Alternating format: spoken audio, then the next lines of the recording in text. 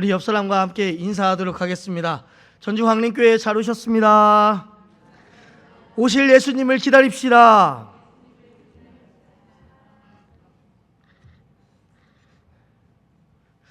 네, 이 자리에 올라오다가 제가 아무 생각 없이 올라왔었나 봐요. 그러다 보니 어떻게 이 초를 켜는 것을 깜빡해 버렸습니다. 양해해 주셔서 감사합니다.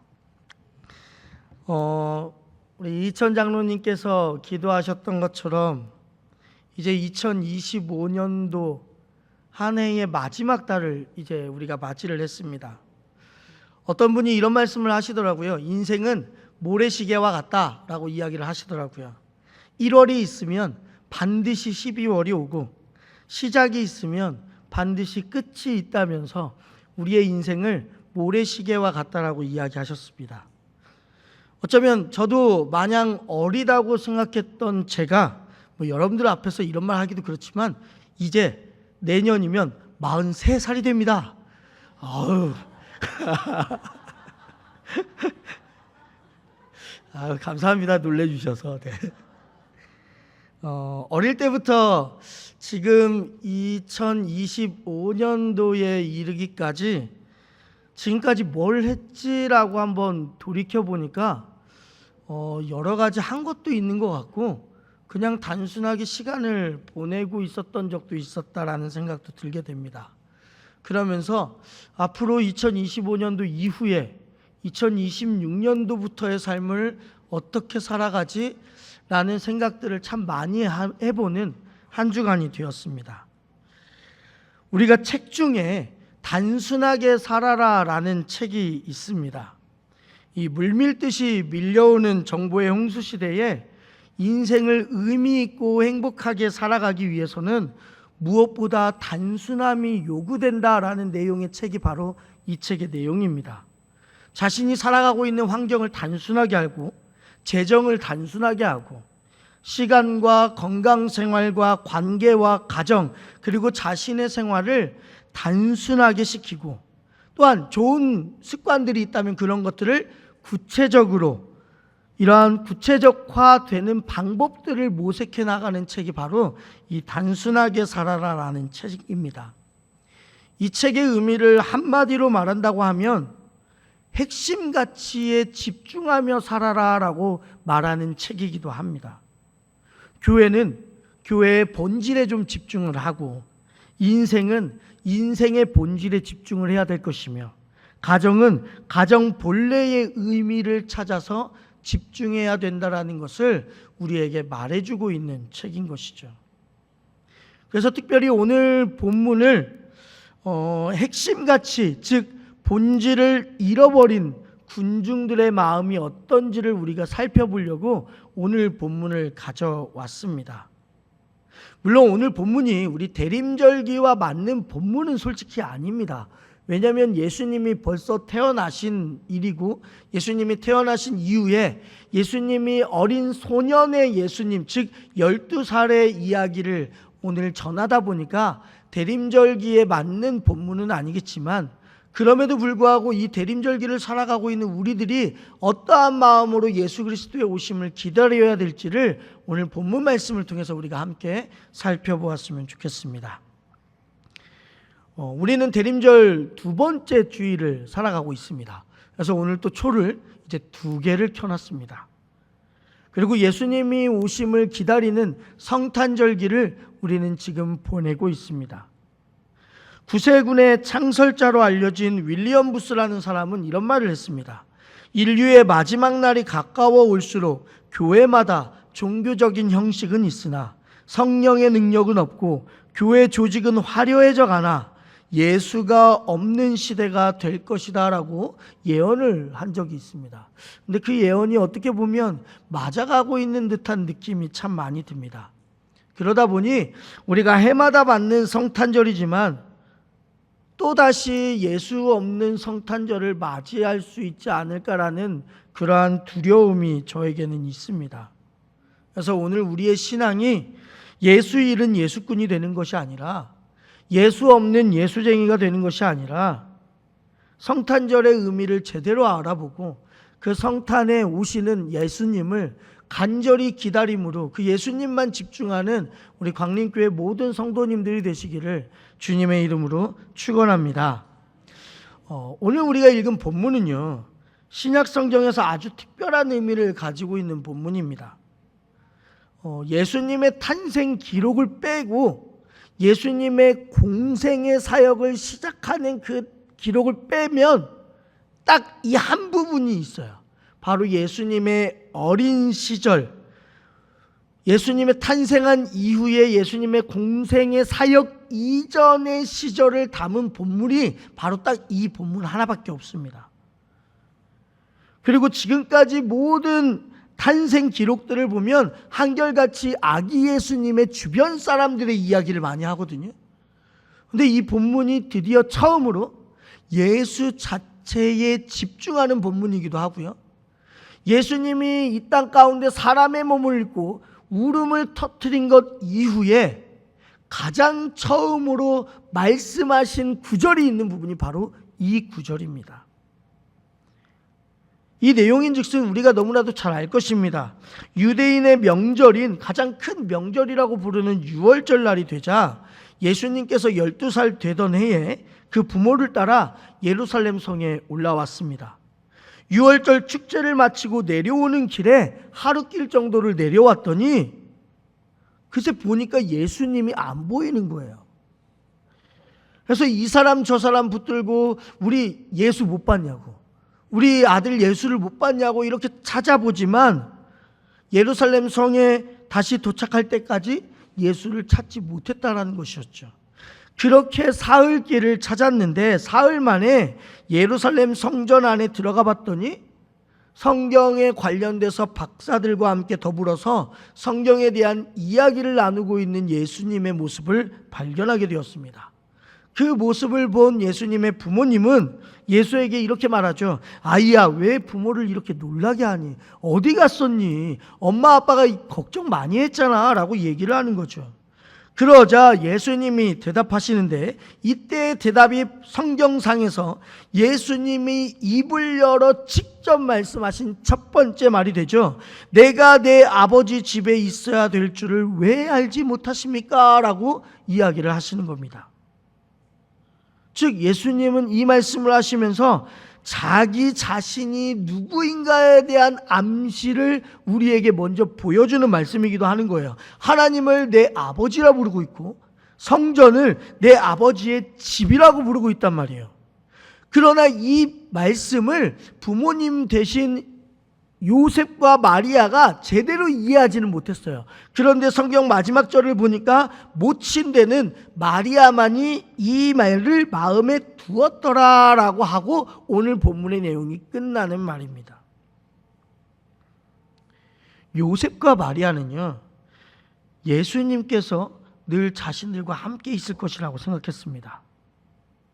그러다 보니 예수님께서 없어진지도 모른 채 그 예수가 나와 함께 계시지 않았다라는 사실조차도 까맣게 잊어버리고 말았던 역사가 바로 이 성경 본문 가운데 나타나게 된 것이죠.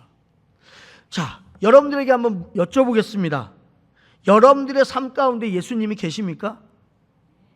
여러분의 하루하루 살아가는 삶의 여정 가운데 정말로 예수님과 동행하고 살아가고 계십니까?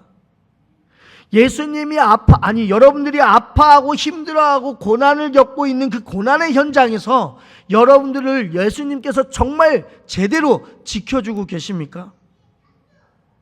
더 나아가 여러분들이 생각하는 여러분들의 가치관 속에, 여러분들이 생각하고 있는 모든 기도 제목 속에 예수님이 정말로 들어가 계십니까? 구약 성경에 보면요, 삼손이라는 사사가 나옵니다. 삼손이 들릴라라는 여성에게 빠져서 그가 깊이 잠든 사이에 힘의 근원인 머리카락이 다 밀어지게 됩니다. 자기 힘의 근원이 사라졌는데도 불구하고 알지 못하고 힘을 써보겠다고 일어섰다가 결국에는 삼손의 두 눈이 다 빠지게 되는 비극을 맞게 되고, 마지막 최후는요, 자기가 잡혀있던 그 기둥을 뽑아서 그 기둥에 함께 깔려 죽는 일이 발생하게 되는 것입니다. 성경은 삼손의 생애에 대해서 불행한 기록을 하나 남기고 있는데 뭐라고 쓰여져 있냐? 여호와께서 이미 자기를 떠난 줄을 깨닫지 못하더라 라고 쓰여져 있어요. 어쩌면 이 말씀이 현 시대를 살아가는 우리에게 이야기하는 말씀이 아닐까 생각합니다. 여호와께서 이미 우리 자신을 떠난 줄을, 성령님이 우리 가정을 떠난 줄을, 여호와께서 이미 이 민족을 떠난 줄을 깨닫지 못하더라 라는 마음이 우리 안에 있다면요, 이것은 우리가 신앙생활을 하는 데 있어서 비극 중에 비극일 것이고 불행 중에 불행이 아닐까 생각합니다. 그런데 이런 것과 마찬가지로 마리아와 요셉이요, 예수님을 잃어버렸다고요. 삼손이 그 하나님의 능력을 잃어버린 것처럼 마리아와 요셉은 예수님을 잊어버렸어요. 어쩌면 이게 오늘날 대림절을 보내고 있는 우리와 똑같습니다. 우리도 예수님이 오실 이 대림절을 기다리고 있는데 우리 안에 예수님이 없습니다. 성령의 능력을 잊어버리고 엉뚱한 것들만 붙들고 있습니다. 핵심 가치인 예수님께서 오신다라는 것을 우리가 기다리면서 붙들고 있어야 되는데 그걸 붙드는 것이 아니라 아직도 산타 할아버지 붙들고 있고요, 아직도 캐롤을 부르면서 세상의 것들을 찬양하고 있고요, 아직도 교회 안에서의 성탄절은 그냥 단순히 흘러가는 행사에 불과하게 되어버렸습니다. 가장 중요한 핵심 가치인 본질이 우리 안에서 사라져버렸습니다. 그렇다면 예수 잃은 예수꾼, 예수 없는 예수쟁이들에게 남는 게 뭐가 있을까요? 죄송하지만 아무것도 남는 게 없습니다. 모든 것을 잃은 것과 마찬가지죠. 그러면 마리아와 요셉이 예수를 잃어버리게 된 사연이 있을 거 아니겠습니까? 어떻게 하다 예수님을 잃어버렸을까? 첫 번째로는요, 그곳이 너무나도 번잡했기 때문에 그렇습니다. 유월절은요, 이스라엘 3대 절기 중에 하나거든요. 가장 큰 축제란 말이에요. 축제. 근데 그 축제가 기본적으로 이때 당시에 300만 명이 모였다라는 거예요. 축제 속에 300만 인파가 모여들었으니 각 가는 곳곳마다 인산인해를 이루고 사람들 구경하는 것처럼 많이 부딪혔을 거 아니겠어요. 그 속에서 당연히 어린 예수를 잃어버릴 만도 합니다. 주의가 번잡하면 정신도 빼앗기기 쉽죠. 바른 일에 집중하기가 어렵습니다. 그래서 어린 예수를 요셉과 마리아는 잃어버리고 만 것이죠. 우리들도 마찬가지입니다. 우리들도 여러분들 얼마나 바쁘십니까? 저마다 뭔가를 여쭤보면 저 바빠요, 저 이거 해야 돼요, 저 저거 해야 돼요 하는 말들이 가장 많이 들리기도 합니다. 그러다 보니 우리가 눈동자의 초점이 사라져버린 경우가 얼마나 많은지 몰라요. 또한 바쁜 와중에서도 우리에게 취미생활은 어쩌면 그렇게 많은지. 우리 가정에서 이렇게 활동하고 있는 우리 주부들도 아침 식탁을 정리한 다음에 커피 한 잔 놓고 성경책을 묵상할 시간조차 없을 정도로 너무나도 바쁜 하루하루를 보내고 있습니다. 이런 사람들 가운데, 이러한 우리들 가운데 예수님이 동행하시기가 쉬울까요? 어려울까요? 물론 어려울 것입니다. 헛되고 헛된 것들에, 신기루와 같은 것들에 너무 우리가 매여 있다 보니까, 가짜만 보고 살고 있다 보니까 진짜를 제대로 모르고 있는 거예요. 여러분, 위조 지폐를 감별하는 방법이 뭔지 아십니까? 위조 지폐를 감별하는 방법은요, 위조 지폐가 아닌 것 특징들만 골라서 하는 것은 어렵다고 합니다. 왜냐하면 위조 지폐를 만들 때마다 매번 위조 지폐가 계속해서 업그레이드 되어서 나오기 때문에 우리가 뭔가 잘못된 것만 알고 있다면 그걸로는 이제 골라낼 수가 없다는 거예요. 골라낼 수 있는 방법은 딱 한 가지래요. 진짜만 주구장창 바라봐야 된다는 거예요. 그래야 진짜만 제대로 알고 있으면 가짜는 저절로 눈에 보인다는 거예요. 우리도 마찬가지예요. 우리의 삶 속에서 진짜가 아닌 가짜만 바라보고 있으니까 이 성탄절의 진짜 의미를 우리는 기억하지 못해요. 그냥 단순히 쉬는 날, 노는 날, 연인들과 함께하는 날, 이러한 날로 끝나버리는 것입니다. 누가복음 2장 44절 말씀 볼까요? 읽겠습니다. 동행 중에 있는 줄로 생각하고 아멘. 허둥대고 살아가는 인생들을 향한 기록이 이렇게 남겨져 있습니다. 동행 중에 있는 줄로 생각하고 라고 써 있어요. 마리아와 요셉도 이런 생각을 했단 말이에요. 동행 중에 우리 아니어도 예수님이 다른 사람들과 함께 있겠지. 분명히 이런 거 아니겠습니까? 마리아는 요셉과 함께 있는 줄 생각했을 거 아니에요. 그죠? 요셉은요, 마리아와 함께 있는 줄 생각했을 거 아니에요. 그런데 서로 이렇게 생각하다가 하루길을 그냥 내려온 거예요. 내려오다 보니까 찾으니까 있어요, 없어요? 없어요. 그래서 결국 둘 다 예수님을 잃은 채 인생길을 걸어갑니다. 그리고 나서 예루살렘에 떠날 때 다른 혹시 일행들이나 친척들에게 같이 딸려오지 않았을까 찾아보지만 그 사람들과도 동행하지 않았다라는 거예요. 우리가 현대 교회를 다니고 있는 수많은 교인 속에서 예수 없는 성도가 얼마나 많이 있는지 모릅니다. 큰 교회를 좋아하는 현대 교인들은 군중 속에 끼어서 함께 따라가다 보면 천국에 도착하겠거니라고 생각하는 사람들이 정말 많습니다.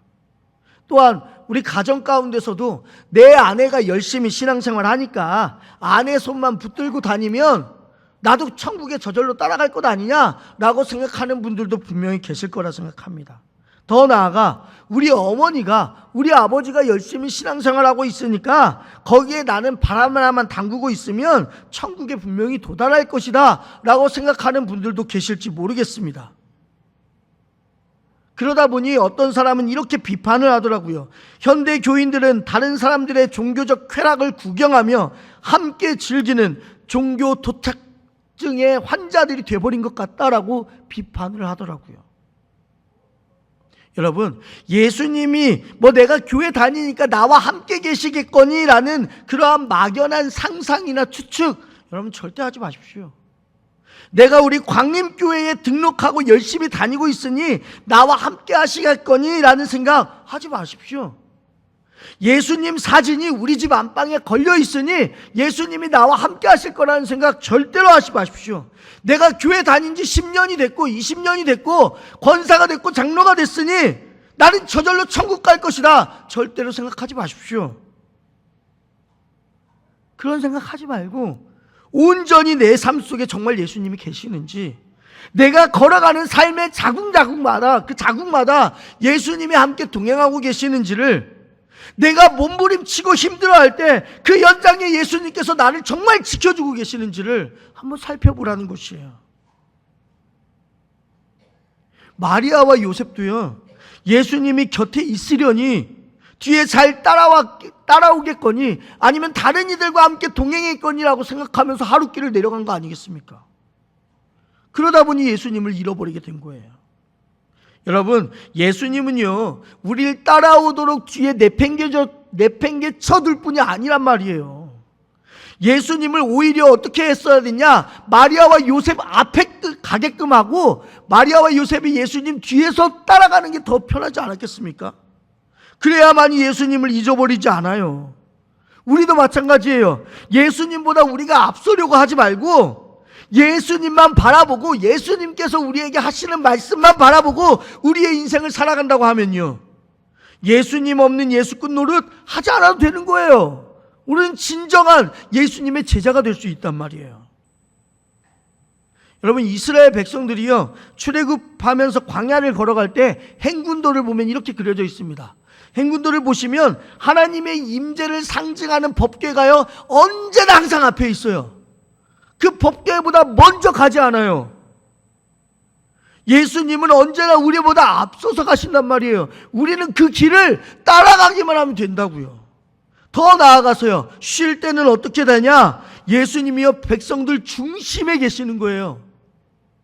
그래서 백성들 중심에 있다 보니까요, 내 우편에 예수님이 계시고 내 좌편에 예수님이 계시고 내 뒤에 내 앞에 예수님이 계시는 그러한 놀라운 은혜 가운데 예수님과 함께 살아가는 사람들이었단 말이에요. 이걸 우리는 뭐라고 부르냐? 신앙생활이라고 이야기한다고요.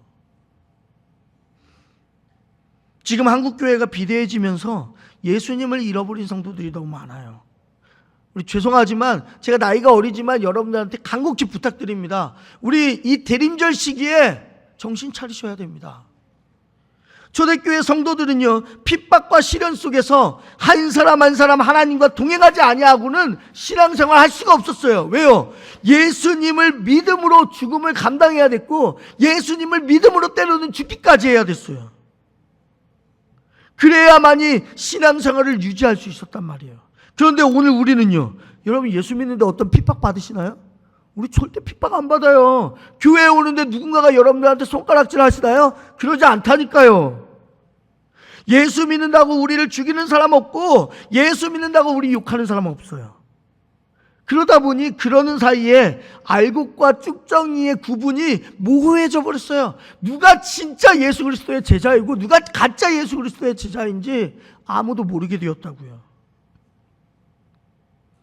그러다 보니 요셉과 마리아가요, 하룻길을 내려갔는데도 불구하고 그 사이에 예수님이 없어진지조차도 모르는 거예요.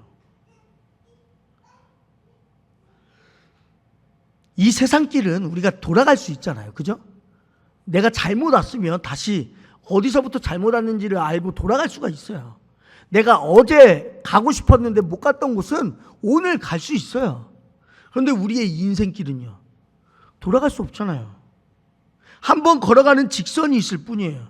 우리 인생의 종착점에 딱 섰을 때에 내 곁에 예수가 아니 계시더라면 그 인생 얼마나 허무하겠어요. 나는 예수 믿고 살아왔다고 생각했는데. 그럼 우리 언제 예수님을 잃어버렸는지 생각해 보자고요. 마리아와 요셉이 예수님을 잃어버렸을 때가 언제냐? 성경에는 정확히 이렇게 나와 있죠. 예루살렘 성전을 떠나갔을 때 잃어버렸어요. 이게 무슨 말이에요? 그리스도인들이 예수님을 잃어버리는 가장 큰 이유가 뭐냐? 교회를 떠날 때 잃어버리는 거예요. 교회를 떠날 때. 흙을 떠난 꽃이 살 수 없고 물을 떠난 물고기가 살 수 없듯이 예수님을 떠난 심령은 살 수가 없는 거예요. 즉 시냇가에 심은 나무처럼 우리 모든 뿌리를 교회 안에 제대로 잘 내리는 성도가 마지막 날까지 승리하게 되어 있단 말이에요. 교회는 예수님이 거하는 성전이시잖아요. 교회가 거룩하다는 얘기는 여러분들이 거룩해서 거룩하다는 얘기가 아니에요. 거룩하게 하시는 하나님이 계시는 곳이기 때문에 거룩한 교회라고 얘기하는 거예요. 우리 교회가 하나가 된다는 얘기는 우리 모이는 성도들의 마음이 하나 돼서가 아니란 말이에요. 하나 되게 하시는 성령님이 계시기 때문에 교회가 하나라고 말한다는 거라고요. 교회가 영광스럽다는 얘기는 이 부족한 목사가 영광스럽기 때문에 영광스럽다고 말하는 것이 아니라 영광스러운 하나님이 임재하시는 곳이기에 교회가 영광스럽다고 말하는 것이라고요. 기독교 역사를 보시면 2000년 동안 늘 모자라고요. 늘 부족했고요. 늘 갈등이 있었고요. 늘 연약함이 있었어요. 그런데 놀라운 사실은요, 그러한 갈등이 있고 부족하고 연약한 교회를 통해서 지금까지 하나님은 구원의 역사를 계속해서 이루어 가셨단 말이에요. 초대교회 교부인 키프리아누스는 이런 말을 합니다. 교회 밖에는 구원이 없다라고 말했고요. 장로교 신학의 창시자인 칼빈은요, 하나님을 아버지로 섬기는 자는 교회를 어머니로 섬겨야 된다라고까지도 이야기했어요. 즉 이게 무슨 말이냐면 하나님을 아버지라고 불렀던 이스라엘 백성들은요, 삶의 중심에 뭐가 있었다고요? 성전, 즉 교회가 있었단 말이에요. 그래서 우리의 인생살이의 중심에 교회를 두고 신앙생활을 했기 때문에 예수님을 잊어버리지 않는 거예요. 그런데 교회를 두고 신앙생활을 하지 않으면요, 예수님을 잃어버릴 수밖에 없어요. 근데 더 놀라운 것은요, 요셉과 마리아가 잃어버린 예수를 어디에서 찾았어요? 그렇죠? 성전 안에서 찾았어요. 성전 안에서요. 여러분, 성전은요, 다른 말로 교회는요, 잃어버린 예수를 찾는 곳이에요. 여러분 이 자리에 왜 왔습니까? 여러분 오늘 교회에 왜 오셨어요? 만약에 쾌락과 재미를 위해서라면 죄송하지만 정말 재미없고 쾌락이 없는 곳이 교회 아니겠습니까? 근데 여러분 교회 왜 왔냐고요? 예수님 찾으려고 왔잖아요. 그거 하나인 거예요. 우리는 여기에 예수님 만나러 오는 거예요. 교회는 예수님 찾는 곳이에요. 예수님 보러 교회에 오는 것이라고요. 교회에 오면 그러니 당연히 예수님이 보이셔야 돼요. 설교 속에 예수님이 보이셔야 되고, 여러분들이 찬양하는 가운데 예수님이 보이셔야 되고, 여러분들이 기도하시는 가운데 예수님이 보여야 되고, 함께 밥 먹으면서 친교하는 가운데 예수님이 보이셔야 되는 거예요. 왜 여러분들에게 낙심되고 불평이 생기고 미움이 생기고 원망이 생기냐? 예수님이 안 보이니까요. 예수님을 못 보시니까요. 저는 나름 목회를 하면서 지난 몇 년 동안 한국교회 교인들이 참 방황을 하고 있다라고 생각을 했습니다. 오늘은 이 교회 가고 내일은 저 교회 가고 뭐 이런 교인들을 수도 없이 만나봤어요. 어디 가서 신앙생활을 해볼까 이렇게 갈피를 못 잡고 있는 분들을 한번 진지하게 얘기를 나눠보고 나서 제가 깨달은 게 하나가 있었어요. 그게 뭐냐? 이분들이 신앙에 대해서 방황하는 게 아니에요. 뭐냐면 몸부림치고 있는 거더라고요. 내가 어디 가면 이 세상에서 나의 영혼을 맡길 수 있을까? 어디 가면 살아 역사하는 생동감이 넘치는 하나님의 말씀을 만날 수 있을까? 어디 가면 생명수가 넘치는 그 말씀을 내가 마실 수 있을까? 어디 가면 하나님의 영광스러운 임재할 수 있는 예배를 내가 드릴 수 있을까? 이러한 몸부림 때문에 교회를 이곳저곳 찾아가게 되더라고요. 좋은 예배를 찾아서, 좋은 말씀을 찾아서 저들이 몸부림한다라는 것을 깨닫게 되었어요. 이걸 깨닫게 된 후에요, 목사로서 얼마나 부끄러웠는지 몰라요. 왜냐하면 목회자가 제대로 된 말씀만 전했다면 그곳에서 정착하며 하나님께 모든 것들을 맡길 수 있을 텐데, 그러면서 저 안에 어떠한 결단이 생겼습니다. 어떠한 결단이냐? 하나님, 제가 섬기고 있는 교회가 다른 거 보여주지 못해도 괜찮습니다. 말씀을 통해서 예수 그리스도 보여주는 교회가 될 수 있도록 인도하여 주시옵소서. 제 설교가 멋있지 않아도 됩니다. 제 설교 속에 예수님이 녹아서 역사하시는 그러한 설교, 단 한 구절이라도 좋으니까 그러한 설교하게 해주십시오. 사랑하는 우리 광림교회 성도님들, 우리 광림교회 화려하지 않아도 돼요. 화려하지 않아도 돼요. 우리의 예배를 통해 찾아오는 성도마다, 상처난 심령마다, 갈증난 그 심령마다, 방황하는 심령마다 예수 만나고 예수로 충만하여 돌아가는 교회가 우리 광림교회가 되었으면 좋겠습니다. 그래서 우리 교회 다른 거 보여주지 못해도요, 광림교회 가면 예수 만난다더라, 광림교회 가서 설교 들으면 예수가 보인다더라, 광림교회 가서 예배 드리면 내 안에 예수님이 계신다더라, 이런 것만 믿고 나아갈 수 있는 그러한 교회가 되었으면 좋겠어요. 그래서 대림절기를 보내면서 여러분 꼭 기억하셨으면 좋겠습니다. 이 땅에 오실 여러분 예수님께 집중하며 살아가십시오. 절대로 예수님 잃어버리지 마십시오. 예수님께 집중하며 살아가야 그래야 우리가 이 성탄절을 마음껏 기뻐하고 누릴 수가 있는 거예요. 헛된 일에 집중하며 살면 헛된 인생 돼요. 산만한 일에 집중하며 살면 산만한 인생 된다고요. 가장 중요한 일에 집중하여 사는 것이 우리의 인생에 있어서 중요한 존재가 되는 거예요. 그러니 우리에게 가장 중요한 예수님의 오심을 집중하며 살아가는 우리 광림교회 모든 성도님들이 되시기를 주님의 이름으로 축원합니다. 기도하겠습니다. 사랑의 주님, 지금 우리 마음 가운데 우리 예수 그리스도가 계신지요? 어쩌면 세상의 분주함 때문에 우리도 예수를 잃어버리고 살아간 지가 너무나도 오래되지 않았는지, 너무나도 예수님께 돌아가기에 너무나도 멀리 와 있지는 않는지, 우리 자신을 오늘 말씀을 통해서 돌아보게 하시니 감사합니다. 지금부터라도 예수 그리스도를 다시 찾을 수 있도록 인도해 주시고, 예수 그리스도를 찾는 곳이 이 교회라는 사실을 깨닫게 하여 주셔서, 이 교회에 우리가 온 이유가 예수 그리스도를 만나기 위해서 왔다는 사실을 깨닫게 하여 주셔서, 우리 광림교회 다른 거 보여줄 건 없지만 예수님이 계시는 이 예배를 드리는 교회가 되기를 원하오니, 우리 광림교회 가운데 늘 함께 하여 주셔서 예수님을 찾아 방황하고 있는 많은 성도들이 우리 교회로 들어올 수 있도록 인도하여 주시옵소서. 예수님의 이름으로 기도드립니다. 아멘.